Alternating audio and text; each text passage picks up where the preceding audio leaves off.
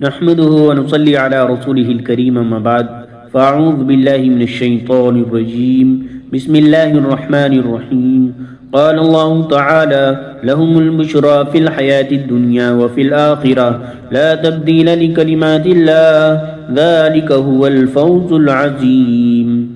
ان کے لیے خوشخبری ہے دنیاوی زندگی میں بھی اور آخرت میں بھی، اللہ کی باتوں میں کوئی تبدیلی نہیں ہوتی، یہی زبردست کامیابی ہے۔ ناظرین گرامی، ہندوستان مختلف تہذیبوں اور متعدد مذاہب کے ماننے والوں کا ملک ہے، اور برابر یہاں کے خمیر میں مذہب شامل رہا ہے۔ مختلف مذاہب کے ماننے والے اس ملک میں اپنے مذہب پر پوری آزادی کے ساتھ عمل کرتے رہے ہیں۔ ماضی بعید میں جب مسلمانوں کے قافلے نے اس سرزمین پر قدم رکھا اور ہندوستان کے مغربی ساحل پر اپنے خیمے نصب کیے، اس وقت کی تاریخ بتاتی ہے کہ متعدد مذاہب کے لوگ، متعدد مذہب کے ماننے والوں سے آباد یہ ملک مذہبی اعتبار سے آزاد تھا۔ ان مذہب و تہذیب سے وابستہ احکام و روایات پر حکومت کی طرف سے کوئی پابندی نہیں تھی۔ تہذیبی رنگا رنگی اور مختلف مذہب کو ماننا اور اس پر عمل کرنا ان کی سماجی زندگی میں بے ربطی اور انتشار کا ذریعہ کبھی نہیں بنا۔ مسلمان جو ایک مستقل دین اور مکمل تہذیب کے ساتھ نہ صرف عبادتوں بلکہ شخصی معاملات میں بھی قانونی طور پر آزاد رہے، اور ابتدائی عہد کی تاریخ بتاتی ہے کہ جہاں ہندو معاملات و مسائل کے حل کے لیے برہمن متعین کیے جاتے تھے، مسلمانوں کے معاملات مسلم قاضیوں کے ذریعے طے پاتے تھے، جنہیں اس وقت کی اصطلاح میں ہنرمند کہا جاتا تھا۔ ہندوستان میں ایک عرصے تک مسلم حکومت قائم رہی۔ اس زمانے میں بھی مسلم آبادی کے لیے ان کی عبادتوں کا نظام اور شخصی قوانین بحال رکھے گئے، اور مختلف مذہب کے ماننے والوں کے معاملات ان کے مذہب کے مطابق طے کیے جاتے رہے۔ مسلم عہد کے ختم ہونے کے بعد انگریزوں کے عہد میں بھی شخصی قوانین بحال رہے، اور انگریزوں نے موجودہ صدی کے نصف اول میں تدریجاً اسلام کے شخصی قوانین کو دستور میں جگہ دی، جسے مسلم پرسنل لاء کہا گیا۔ یہ دستور سازی دراصل اس حقیقت کا اعتراف تھا کہ مسلمان ان قوانین جن کا تعلق شخصی اور عائلی زندگی سے ہے دستبردار نہیں ہو سکتے، اور ایک ذمہ دار حکومت کا فریضہ ہے کہ وہ پرسنل لاء کی اہمیت محسوس کرے اور اسے قانونی تحفظ دے۔ جب ہندوستان آزاد ہوا اور ملک کا نیا دستور بنا تو اس میں بھی مسلم پرسنل لاء کی قانونی حیثیت تسلیم کی گئی، اور طویل ترین ماضی کی روایات اور عوامی رجحان جس کی بنیاد مذہب پر ہے اس کا احترام کیا گیا، اور قانون سازوں نے صاف طور پر دستور ساز اسمبلی میں اعلان کیا کہ مسلم پرسنل لاء میں کسی قسم کی مداخلت نہیں کی جائے گی۔ اس وقت ڈاکٹر امبیڈکر نے یہ کہا تھا کہ یکساں سول کوڈ کو نافذ کر کے کوئی حکومت اپنے اختیارات کو استعمال کر کے مسلمانوں کو بغاوت پر آمادہ نہیں کر سکتی۔ میرے خیال میں اگر کسی نے ایسا کیا تو ایسی حکومت پاگل ہی ہوگی۔ وطن عزیز میں رائج قوانین کی دو اہم قسمیں ہیں، سول کوڈ اور کرمنل کوڈ، جس کے لیے اردو میں بالترتیب ضابطہ، دیوانی اور فوجداری کی اصطلاحیں استعمال کی جاتی ہیں۔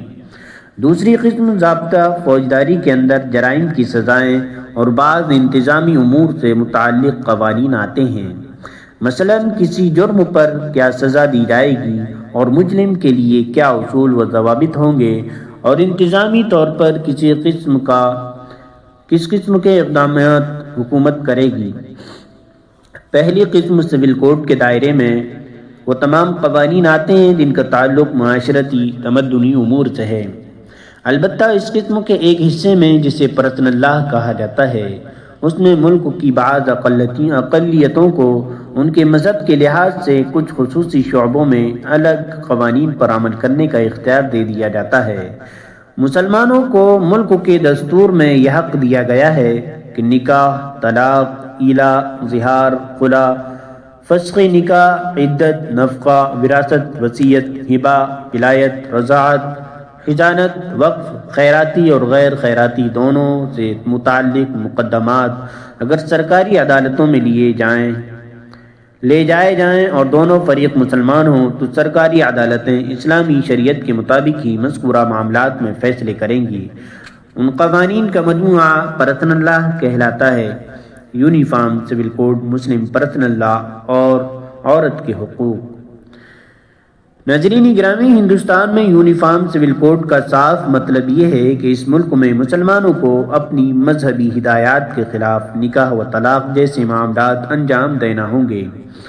وصیت اور وراثت کے معاملے میں بھی انہیں مذہبی قانون کے بجائے دوسرے قوانین پر عمل کرنا ہوگا۔ اسی طرح دوسرے مذہب اور رسم و رواج کے پابند لوگوں کو بھی اپنا مذہب چھوڑنا ہوگا، اپنے رواج کو مٹانا ہوگا اور نئے قانون کا پابند ہونا پڑے گا۔ اس طرح یونیفارم سول کوڈ واضح طور پر مسلم پرسنل لا سے مختلف ایک قانون ہے، جس کے نفاذ کے بعد مسلم پرسنل لا کی کوئی گنجائش باقی نہیں رہتی۔ گویا مسلم پرسنل لا جس کی بنیاد قرآن و سنت ہے اور یونیفارم سول کوڈ کو یکجا نہیں کیا جا سکتا۔ حضرت امیر شریعت مولانا سید محمد ولی رحمانی رحمۃ اللہ علیہ، سابق جنرل سیکریٹری آل انڈیا مسلم پرسنل لا بورڈ، یکساں سول کوڈ کی حقیقت کو اجاگر کرتے ہوئے لکھتے ہیں: میں پورے یقین کے ساتھ کہتا ہوں کہ یونیفارم سول کوڈ کا شوشہ اہل سیاست کی زبان ہے اور دلی کے دربار کو قبضے میں لانے کی ایک نامناسب جسارت ہے۔ ہندوستان کسی ایک مذہب کے ماننے والوں کا ملک نہیں ہے۔ یقین مانیے اگر یکساں سول کوڈ نافذ ہوگا تو ہندوستان چرمرا جائے گا، ملک میں بے چینی پھیل جائے گی۔ یہ ملک کسی ایک مذہب کا ملک نہیں ہے، یہ ملک کسی ایک تہذیب کا ملک نہیں ہے۔ اللہ کا بڑا کرم ہے کہ اس ملک میں اللہ نے الگ الگ مذہب دیے ہیں، ہر قسم کی تہذیب دی ہے، ہر رنگ کا سماج دیا ہے، الگ الگ قوانین ہیں اور سب لوگ خوشی خوشی ان قوانین پر عمل کرتے ہیں۔ ان سارے قوانین کو ختم کر کے اگر ایک قانون نافذ کرنے کی کوشش کی گئی اور اگر ایک قانون اس ملک میں لاگو کیا گیا تو دوسرے قانون پر عمل کرنے والے اور دوسرے قانون کو ماننے والے یہ سمجھیں گے کہ ان کا حق چھینا جا رہا ہے، ان کا مذہب چھینا جا رہا ہے، ان کی تہذیب چھینی جا رہی ہے۔ اور انسان سب کچھ برداشت کر سکتا ہے، اپنے مذہب کی تبدیلی، اپنے کلچر کی تبدیلی اور اپنی زبان کی تبدیلی کسی قیمت میں بھی برداشت نہیں کر سکتا۔ یکساں سول کوڈ کا شوشہ ایک سازش ہے ملکوں کے خلاف، سازش ہے مسلمانوں کے خلاف، یہ سازش ہے ہندوؤں کے خلاف۔ لوگ بڑے چکنے چہرے کے ساتھ چکنی چپڑی باتیں کیا کرتے ہیں، کتنا مکروہ ذہن ہے ان کا، کتنا گندا دل ہے ان کا، یہ سوچنے کی ضرورت ہے اور دیکھنے کی ضرورت ہے۔ دیکھنے والی نگاہ چاہیے، چشم بینا چاہیے تو اندازہ ہوگا وہ کتنی بے ایمانی کے ساتھ کام کر رہے ہیں۔ یونیفارم سول کوڈ کا معاملہ کیا ہے؟ معاملہ یہ ہے کہ جو قانون ہے نکاح کا، جو قانون ہے طلاق کا، جو قانون ہے وراثت کا، جو قانون ہے ہبہ کا، جو قانون ہے وصیت کا، جو قانون ہے حضانت کا، اور جو گھریلو کام کے قوانین ہیں، جو شادی بیاہ کے قوانین ہیں، ان سب کو ختم کر دیا جائے اور ایک قانون نافذ کر دیا جائے۔ یہ بات بھی آج کل یونیفارم سول کوڈ کے عنوان سے کہی جا رہی ہے کہ مرد و عورت کو ایک جیسے اختیارات دیے جائیں گے۔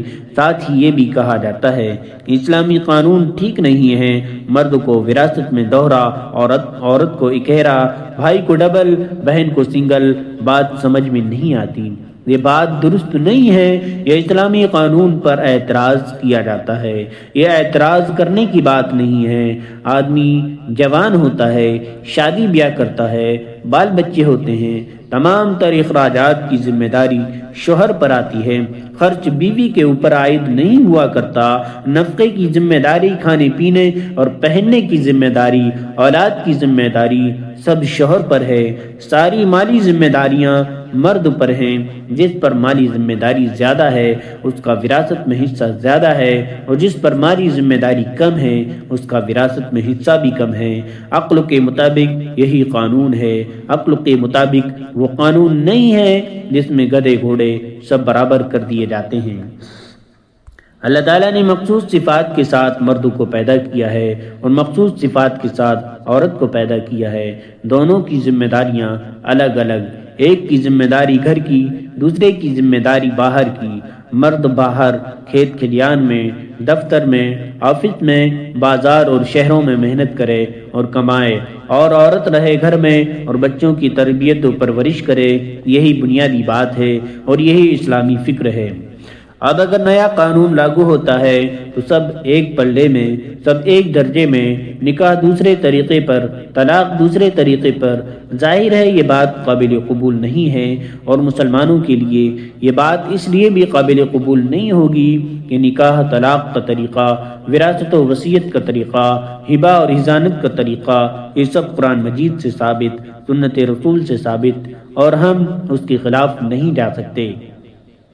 یونیفارم سول کوڈ کو ہم مسلمانوں کے خلاف سمجھتے ہیں، ہندوؤں کے خلاف سمجھتے ہیں، عیسائیوں کے خلاف سمجھتے ہیں، سکھوں کے خلاف سمجھتے ہیں، اور خود اس ملک کے خلاف سمجھتے ہیں۔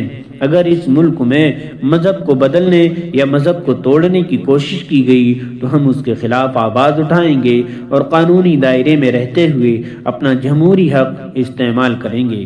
کل بھی ہم نے اس ملک کی آزادی کے لیے قربانیاں دی تھیں، اور آج بھی ہم اس ملک کی حفاظت کے لیے قربانیاں دینے کے لیے تیار ہیں۔